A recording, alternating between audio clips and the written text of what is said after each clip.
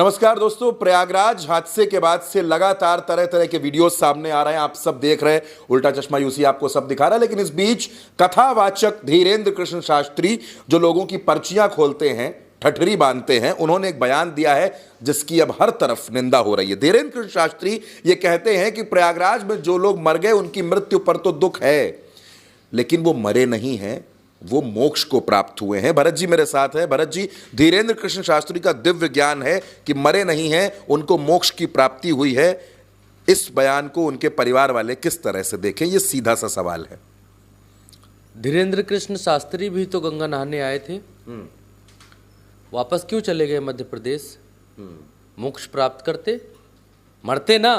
हम नहीं कह रहे कि वो मर जाते यहाँ, किसी के नीचे दब कर, गंगा के पुल से कूद कर, गंगा नदी में डूब कर मरते ना, मोक्ष प्राप्त करते। उनके हिसाब से अगर दूसरों ने मोक्ष प्राप्त कर लिया है, वो मरे नहीं हैं, तो क्यों चले गए यहाँ से? ज्ञान दे रहे हैं, वो भी मोक्ष को प्राप्त कर लेते।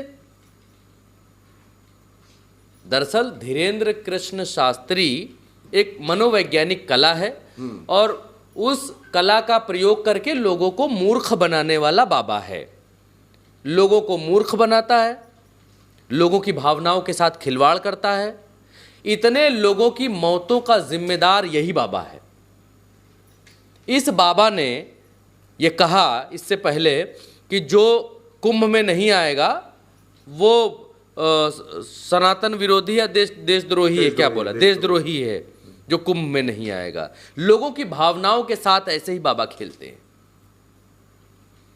ये बेशर्म बाबा इस बात को कहता है कि उनको मोक्ष मिला है।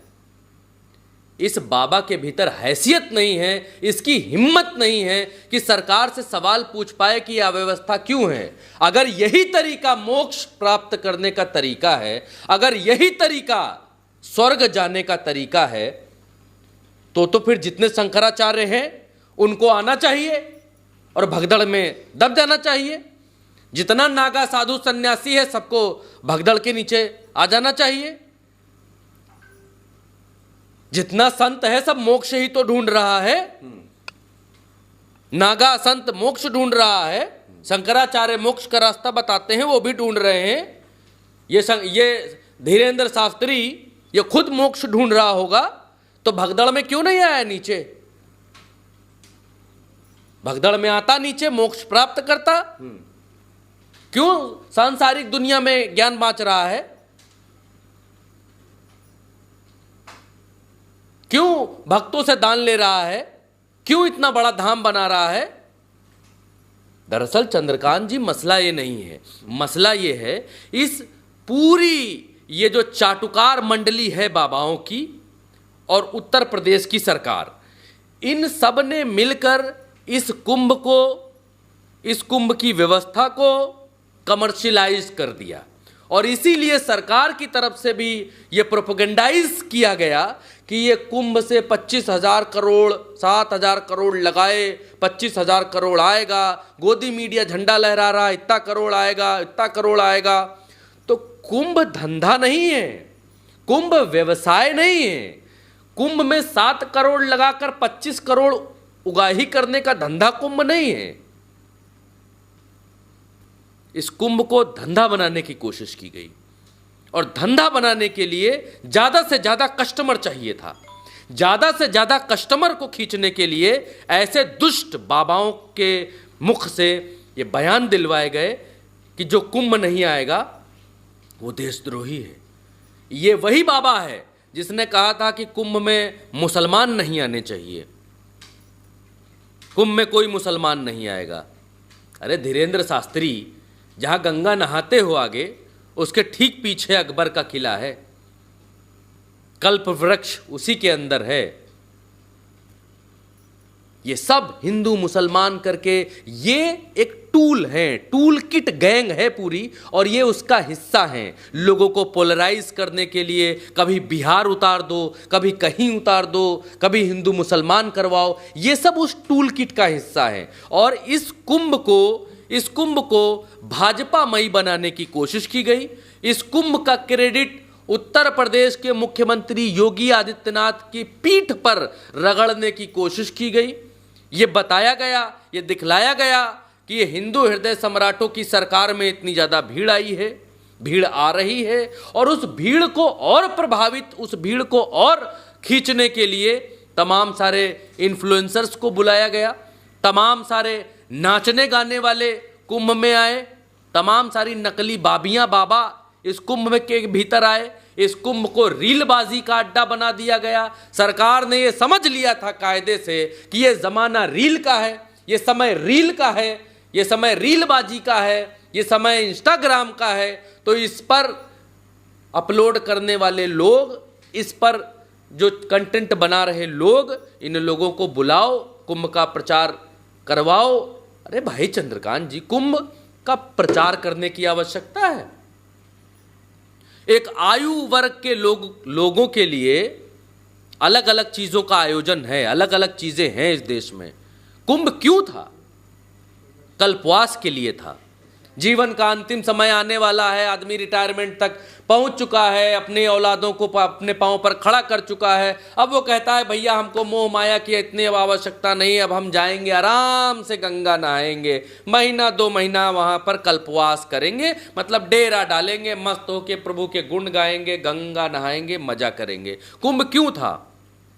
इसलिए था कि भगवान की धुनी रमाएंगे और बहुत कर लिया, अब वहां पर भगवान को याद करेंगे। सारे शंकराचार्य, सारे नागा, पूरे देश के साधु संत एक जगह आकर एकत्रित होते थे, गंगा नहाते थे, आचार विचार एक दूसरे को देते थे, विमर्श करते थे, आगे आगे आगे कैसे क्या करना है, कैसे उत्थान हो सकता है समाज का, इस पर चर्चा करते थे।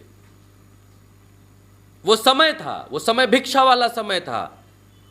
संत मुनि लोगों के दर दर तक जाते थे, दरवाजों तक जाते थे, भिक्षा मांगी, 2 चीजें अच्छी बताई, समाज को सही रास्ते पर ले जाने की चीजें बताई, तो वो सब संत समाज एक जगह इकट्ठा होता था, उनकी मीटिंगें होती थी। क्या बना दिया कुंभ को भाई साहब? मैं साधु समाज पे ये ज्ञान दूं, ये बहुत छोटी बात है कि मैं बताऊं कि कुंभ क्या है, बाबा क्या करते थे, क्या नहीं करते थे, कुंभ क्या है। लेकिन आज की तारीख में आप देखिए कि कुंभ को तो अड्डा बना दिया गया रीलबाजी का।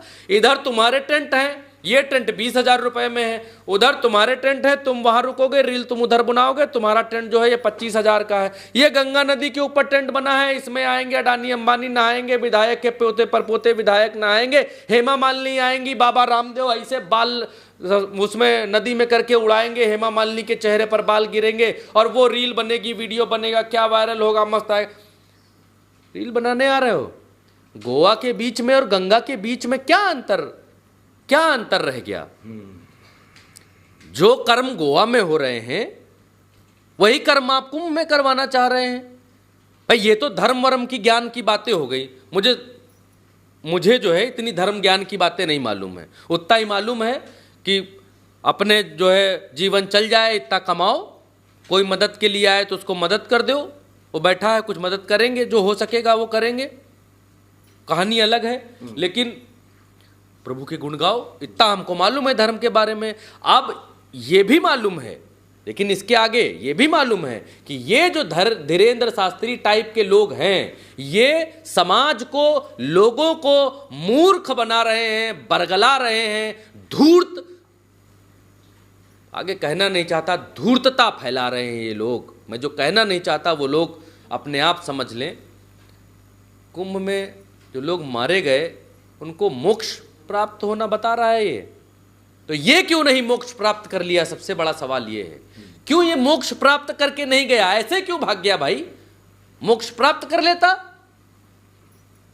क्यों अलग अलग योनियों में ये भटक रहा है भाई? इतनी बाबागिरी तो हमको भी आती है, हैं? 67,000 72,000 कितनी योनियां हैं, उसमें क्यों भटक रहा है ये? कुंभ आया था, मोक्ष प्राप्त कर लेता, प्रभु के पास चला जाता, चरणों में उनके होता। इस समय बागेश्वर धाम विकसित करने में क्यों लगा है ये? इस तरीके के बाबाओं के चक्कर में मत पड़िए। नीम हकीम खतराए जान जैसे होते हैं, वैसे ही इस तरीके के ढोंगी बाबा होते हैं। क्या बाबागिरी किसकी है इसने, उस पर जाऊंगा तो बहुत लंबा वीडियो ये होने लग जाएगा। कहाँ कहाँ हिमालयों में तपस्या करके ये धीरेंद्र शास्त्री निकला है और उसके बाद बाबा बन गया है, ये आप भी पता कर लीजिए, खुद भी पता कर सकते हैं कितना तप जप करता है। दरअसल समाज की आज दिक्कत ही यही हो गई है कि ऐसे ऐसे उल जलूल लोगों को बाबा मान लेते हैं लोग। ये सिर्फ एक कला है, इस बाबा में और सुहानी शाह में बहुत अंतर नहीं है, लेकिन सुहानी शाह यही चीज़ करने में, यही बातें बताने में वो पैसे लेती हैं, चार्ज करती हैं, टिकट लेती हैं, टिकट दिलवाती हैं, तब वो ये बात बताती हैं। और ये बाबा भगवान के पीछे छुपता है, उसी कला का इस्तेमाल करता है, लेकिन कहता है ये भगवान हनुमान की कृपा बरस रही है, तब मैं ऐसा कह रहा हूँ, तब मैं ऐसा बता रहा हूँ। तो ये लोगों को मूर्ख बना रहा है, इसमें कोई दो राय नहीं है। और ये एक नंबर का चापलूस बाबा है। अगर इसमें हैसियत होती, हिम्मत होती, तो सरकार से सवाल करता कि इतनी अव्यवस्था क्यों हुई, जैसे शंकराचार्य सवाल कर रहे हैं।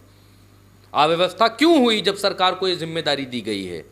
लेकिन वो मोक्ष बता रहा है, तो इसके ज्ञान और अज्ञान के बारे में आप खुद समझ लीजिए। इसके ऊपर तो बात करनी, डिबेट करनी भी बेकार है। दोस्तों, दरअसल हमने और आपने बाबाओं और कथावाचकों में फर्क करना बंद कर दिया है। सन्यासी कौन है, संत कौन है, कथावाचक कौन है, और कौन वीडियो बनाने के लिए आपको प्रवचन दे रहा है। ऐसे ऐसे बाबा भी हैं जो कार की छतों पर सवार होकर कुंभ के पूरे राउंड लगा रहे हैं, पूरे भौकाल के साथ घूम रहे हैं। बहरहाल इस चर्चा में हमारे साथ इतना ही। फिलहाल के लिए हमें दीजिए इजाज़त। नमस्कार।